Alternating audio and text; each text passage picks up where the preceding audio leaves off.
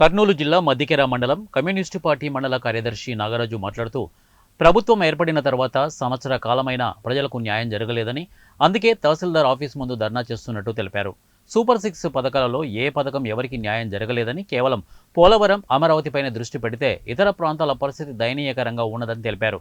కోదండరాముడు మాట్లాడుతూ రైతు భరోసా, తల్లికి వందనం పథకాలు పదే పదే వాయిదాలు వేయడం ప్రజలకే సిగ్గుచేటుగా ఉందన్నారు.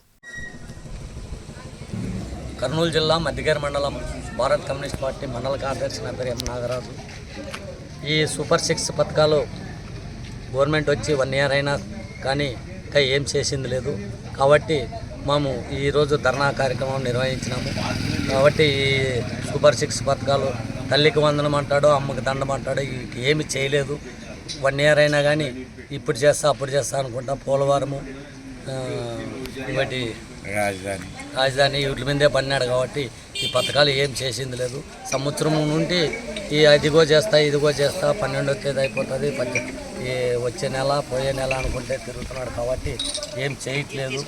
ఈ పథకాల గురించి మేము ఇంకా భారీ ఎత్తున ఆందోళనకు దిగి ధర్నా చేస్తామని, ప్రభుత్వం మీద వైఖరిగా తీసుకొని పోతామని చెప్పి మా కమ్యూనిస్ట్ పార్టీ తరఫున తెలియజేస్తున్నాం.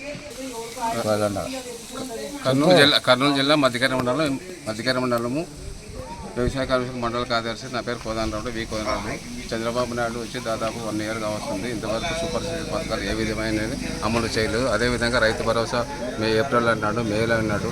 అదేవిధంగా ఇంతవరకు ఏమి చేయలేదు. అదేవిధంగా రైతు భరోసాతో పాటు గ్రామాల్లో ఉన్న నిరుపేదలకు 3 సెంట్ల స్థలం ఇవ్వాలని, అదేవిధంగా పట్టణంలో నిరుపేదలకు 2 సెంట్ల స్థలం ఇవ్వాలని, అదేవిధంగా ఇల్లు నిర్మించుకుంటకు 5 లక్షల రూపాయలు మంజూరు చేయాలని ఎంతసేపు ఉన్న ఈ ప్రభుత్వము పోలవరం ప్రాజెక్టు, అదేవిధంగా రాజధాని అంటూ దానిపైన డబ్బులు ప్రజాదాన్ని అనవసరం ఖర్చు పెడుతున్నాడు. కానీ ఈ సూపర్ 6 పథకాలను వెంటనే అమలు చేసి తల్లి వందనము, రైతు భరోసాను, పేదలకు ఇల్లు నిర్మించుకునే స్థలాలు, అదేవిధంగా ఇవన్నీ అమలు చేయాలని, లేనేడలా భారత కమ్యూనిస్ట్ పార్టీ ఆధ్వర్యంలో ఇంకా పెద్ద కార్యక్రమం, ఆందోళన కార్యక్రమం చేయవలసిందిగా ఉంటుందని విజ్ఞప్తి చేస్తున్నాం.